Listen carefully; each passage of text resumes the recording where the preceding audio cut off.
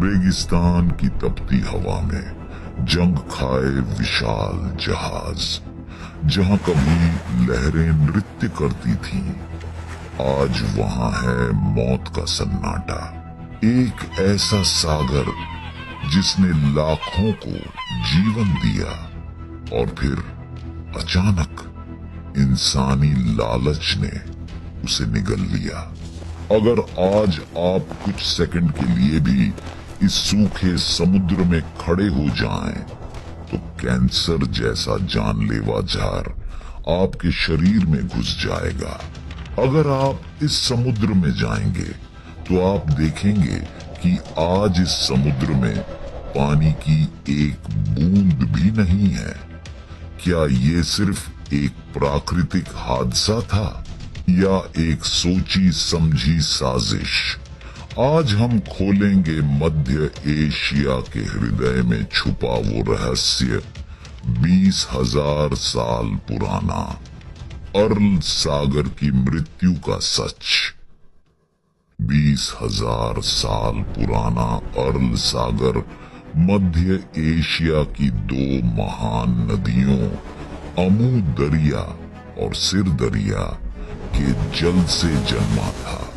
Kazakhstan और Uzbekistan के बीच फैला यह सागर कभी दुनिया का चौथा सबसे बड़ा जल सागर था।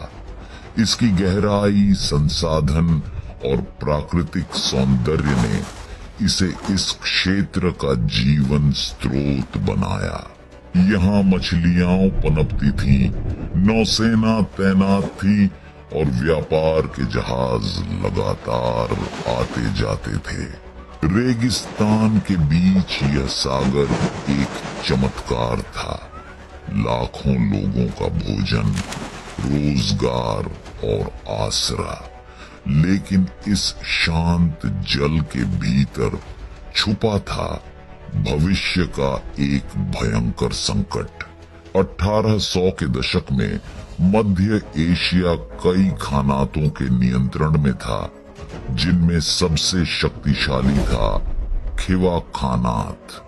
यह क्षेत्र कैस्पियन से अरल तक जाने वाले महत्वपूर्ण व्यापार मार्गों पर हावी था।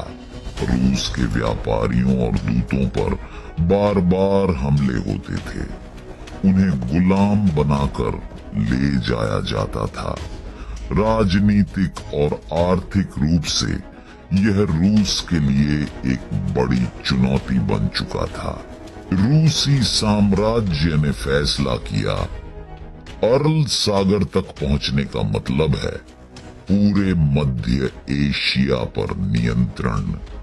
लेकिन अर्ल सागर तक कोई समुद्री मार्ग नहीं था। यह पूरी तरह लैंडलॉक्ड था, रेगिस्तान से घिरा हुआ। फिर भी रूस पीछे नहीं हटा।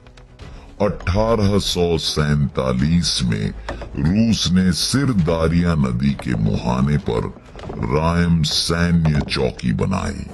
इसके बाद उन्होंने एक असंभव लगने वाला काम किया। विशाल युद्ध पोतों को हिस्सों में तोड़ा गया, ऊंटों पर लादकर रेगिस्तान के रास्ते अर्ल तक पहुंचाया गया। रेत के तूफान, तापमान का उतार चढ़ाव और 100 किलोमीटर लंबा कठिन सफर, इन सब के बाद जहाजों को अर्ल किनारे पर फिर से जोड़कर पानी में उतारा गया। पहला जहाज निकोलाई, फिर मिखाइल और 1848 में सबसे बड़ा कॉन्स्टेंटाइन। ये जहाज सिर्फ लोहा नहीं थे, ये रूस की रणनीति, उसकी महत्वाकांक्षा और भविष्य की भू राजनीति का संकेत थे। यही वह क्षण था जब अर्ल सागर पर रूस की पकड़ की कहानी शुरू हुई। एक ऐसी पकड़ जिसने आगे चलकर एक प्राकृतिक चमत्कार को मौत के किनारे ला खड़ा किया। 1917 की क्रांति के बाद रूस में कम्युनिस्ट शासन आया और जन्म हुआ सोवियत यूनियन का। नए शासन के नेता जोसेफ स्टालिन ने देश को तेजी से औद्योगिक और कृषि महाशक्ति बनाने का विशाल सपना देखा। उसी समय वैश्विक बाजार में एक फसल की मांग तेजी से बढ़ रही थी, कॉटन, जिसे उस दौर में व्हाइट गोल्ड कहा जाता था। स्टालिन के सामने विकल्प स्पष्ट था। अगर सोवियत यूनियन के लिए धन और शक्ति चाहिए तो कपास उत्पादन बढ़ाना होगा। लेकिन समस्या थी मध्य एशिया के रेगिस्तान। यहाँ मिट्टी तो थी पर पानी नहीं। स्टालिन और उनके इंजीनियरों ने एक साहसिक परंतु विनाशकारी योजना बनाई। अमू दरिया और सिर दरिया जैसी विशाल नदियों का पानी मोड़कर पूरा क्षेत्र कपास के खेतों में बदल दिया जाए। यहाँ से शुरू हुआ इतिहास की सबसे बड़ी जल इंजीनियरिंग परियोजनाओं में से एक।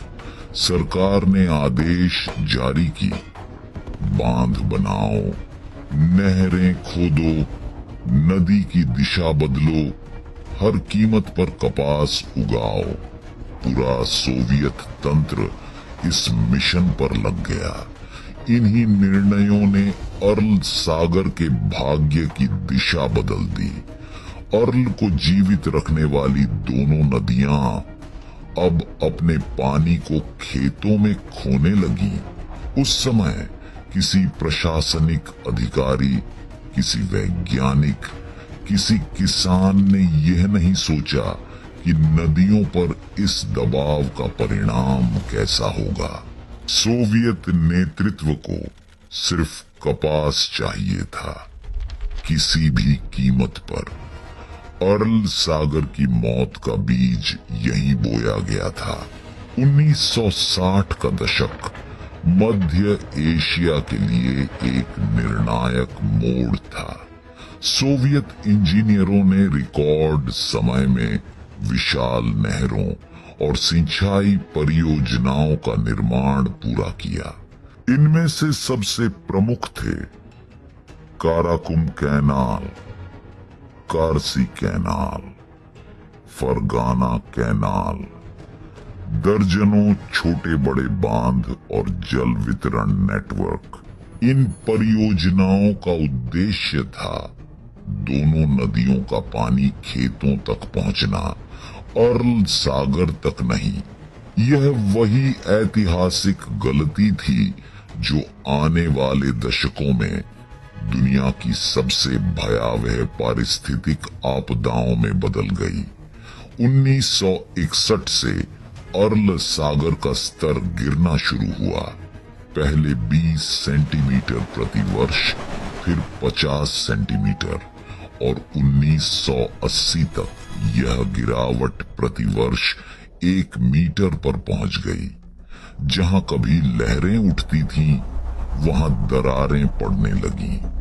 सागर का किनारा पीछे हटता गया 80 से 100 किलोमीटर तक। मछलियां मरने लगीं। नमक की सांद्रता कई गुना बढ़ गई। लोगों को लगा यह अस्थायी समस्या है, लेकिन वैज्ञानिकों ने चेतावनी दी, अगर नदियों का प्रवाह ऐसे ही घटता रहा तो अर्ल सागर मर जाएगा। सोवियत सरकार ने चेतावनियों को अनदेखा किया। उन्हें हजारों किलो कपास का लक्ष्य चाहिए था, न कि पर्यावरण का संतुलन। यह निर्णय सिर्फ एक गलती नहीं था, यह एक सागर के लिए मौत की सजा था। 1970 के दशक तक अर्ल सागर की तबाही स्पष्ट दिखाई देने लगी थी। जहां कभी नौकाएं आसानी से चलती थीं, वहां अब रेत के टीले बन चुके थे। पोर्ट शहर मुनियाक, अराबे, कजाली सब सूख चुके किनारों के कारण समुद्र से कट गए। सागर की नमक संरचना पूरी तरह बदल चुकी थी। पहले प्रति लीटर पानी में 10 ग्राम नमक होता था, लेकिन जल सूखने के बाद यह बढ़कर 376 ग्राम प्रति लीटर हो गया, जो किसी भी समुद्री जीव के लिए जानलेवा है। नतीजा, हजारों टन मछली उद्योग रातों रात खत्म, कारखाने बंद, मछुआरे बेरोजगार, बंदरगाह शहर भूतिया नगर बन गए।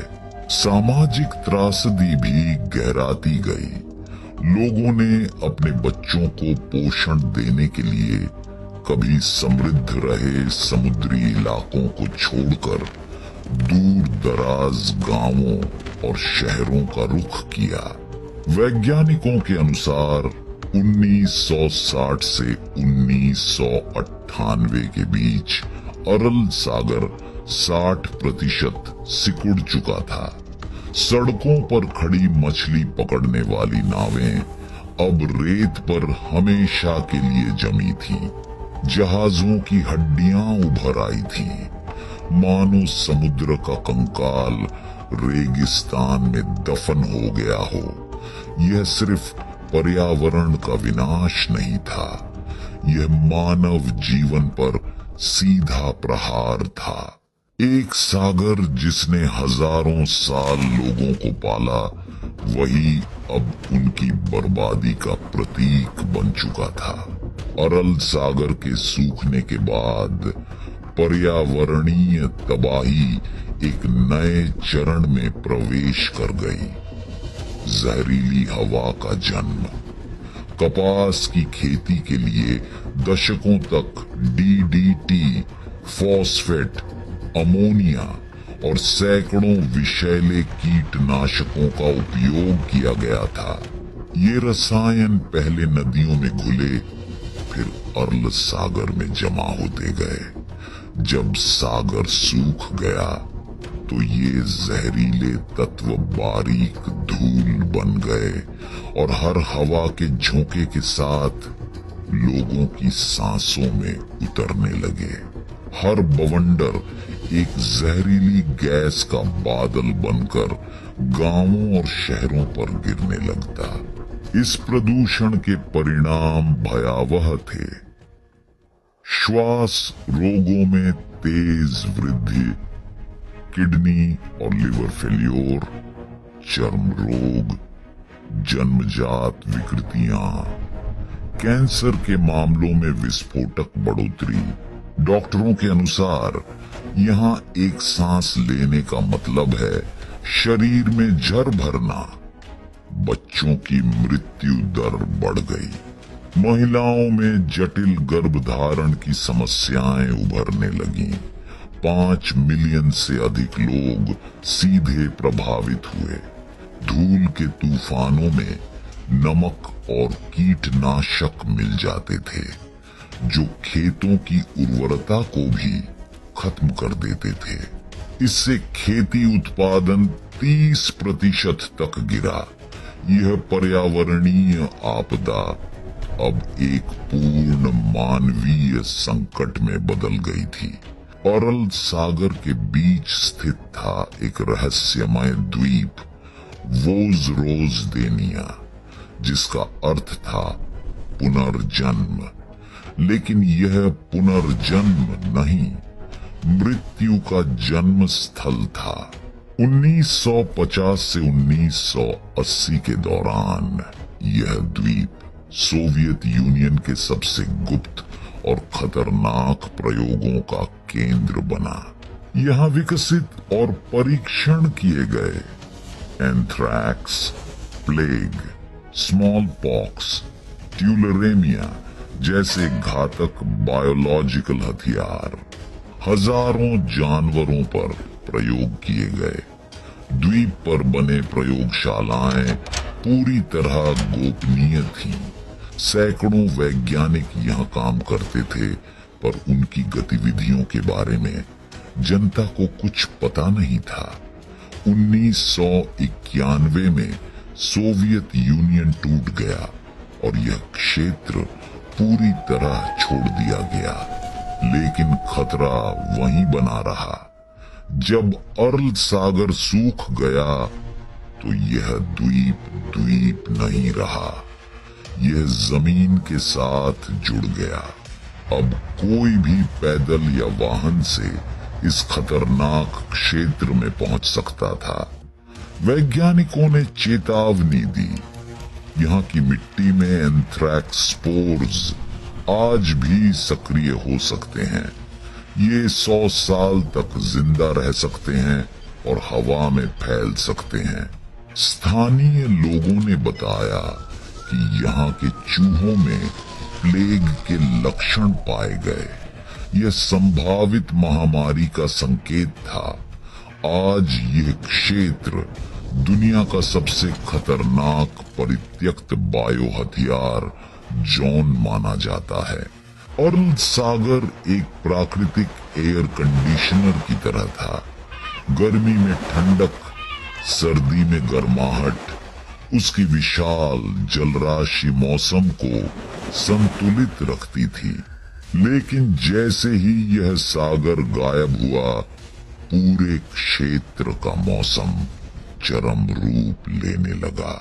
अब गर्मी में तापमान 45 डिग्री सेल्सियस तक पहुंच जाता है, जबकि सर्दियों में यह -25 डिग्री सेल्सियस तक गिर जाता है। ऐसा तापमान पहले कभी नहीं देखा गया था। हवा में उड़ने वाली नमकीन धूल बर्फ जमने की प्रक्रिया को भी प्रभावित करती है। ठंड के दिनों में नमक मिले बर्फ के टुकड़े कृषि भूमि को और ज्यादा बंजर बना देते हैं। वर्षा कम हो गई है। पहले जहां बादल नदियों और सागर से नमी लेकर बारिश करते थे, अब वह स्रोत सूख चुके हैं। धूल भरे तूफानों की संख्या दोगुनी हो गई। इन तूफानों में कीटनाशक, नमक और बारीक मिट्टी मिलकर एक जहरीला गुब्बार बनाती है, जो सैकड़ों किलोमीटर दूर तक फैल जाता है। पड़ोसी देशों ताजिकिस्तान, तुर्कमेनिस्तान और यहाँ तक कि ईरान ने भी इस धूल से प्रभावित होने की शिकायत की। कृषि उत्पादन 20 से 30% तक गिर गया। लेकिन यह सिर्फ शुरुआत है। जलवायु वैज्ञानिक चेतावनी देते हैं, यदि पर्यावरणीय हस्तक्षेप नहीं रोका गया तो मध्य एशिया एक नए मरुस्थल में बदल जाएगा। अरल सागर की मृत्यु ने एक पूरे क्षेत्र का मौसम बदल दिया। लंबे समय तक दुनिया ने अरल सागर को खो देने की बात स्वीकार कर ली थी, लेकिन कुछ लोगों ने हार नहीं मानी। कजाकिस्तान सरकार और विश्व बैंक ने एक महत्वाकांक्षी योजना तैयार की। उत्तर अरल सागर को पुनर्जीवित किया जाएगा। इसके लिए बनाया गया कोक अराल डैम, जो अमू दरिया के प्रवाह को मोड़कर फिर से सागर की ओर भेजने लगा। इस परियोजना का परिणाम चमत्कारिक था। सिर्फ 1 साल के भीतर 2006 में उत्तर अरल सागर में जल स्तर तेजी से बढ़ा। मछलियों की संख्या लौटने लगी। स्थानीय लोग फिर से नौकाएं चलाने लगे और दशकों बाद पहली बार लहरें पुराने मुनियाक पोर्ट के करीब दिखाई दी। वर्ष 2015 की भारी बर्फबारी से दक्षिणी हिस्से में भी कुछ जल स्तर सुधार देखा गया। गांवों में फिर से सर्द हवा में नमी का एहसास होने लगा। जो वर्षों से गायब था। 2025 की रिपोर्ट कहती है उत्तर अर्ल में पानी का स्तर 42% बढ़ चुका है। यह पर्यावरण विज्ञान की दुनिया की सबसे सफल पुनर्जीवन परियोजनाओं में से एक है। लोगों में उम्मीद वापस आई है। पर्यटन धीरे धीरे बढ़ रहा है। वृक्षारोपण कार्यक्रम चल रहे हैं और अंतर्राष्ट्रीय समुदाय अरल सागर को दोबारा जीवित करने की लड़ाई में शामिल हो चुका है। दोस्तों, अरल सागर की यह कहानी हमें एक सच्चाई बताती है।